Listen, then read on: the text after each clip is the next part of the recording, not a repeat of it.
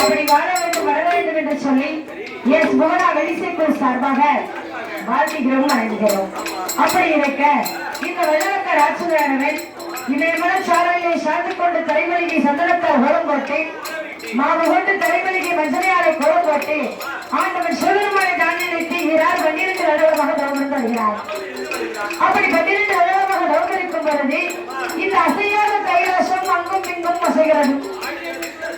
ஏன்னு சொன்னா இந்த வல்லரக்க ராட்சதன் அப்படி ஒரு கடிய தவத்திலே இருக்கிறார்.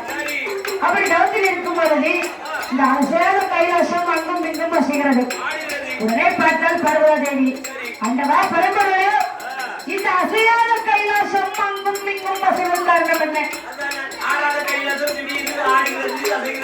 ஆமா, அதுக்கு காரணம் என்ன அப்படின்னு சொல்லி கேட்கும் பொழுது ஆண்டவன் சிவபெருமான் சொல்கிறார், அடியே பார்வதி, ஆதி பாதாளத்தை ஆண்டு வரக்கூடிய வல்லரக்க ராட்சதன் என்னை நான் நினைத்து இமயமலை சாலையிலே நீரால் 12 வருடமாக வருகிறார்.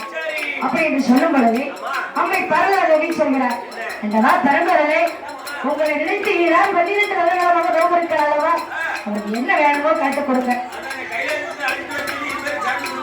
ஆமா, அப்படின்னு சொல்லும் பொழுது இந்த ஆண்டவன் சிவபெருமான் நந்தி தேவனை அழைத்தார். ஏன் நந்தி, இந்த ஆதிபாரத்தை ஆண்டு வரக்கூடிய வல்லரக்க ராட்சதனே என்னை நினைத்து இமயமலை சாலையில தவம் இருந்தார், அவனை கைலாசத்துக்கு அழைத்து வர வேண்டும்.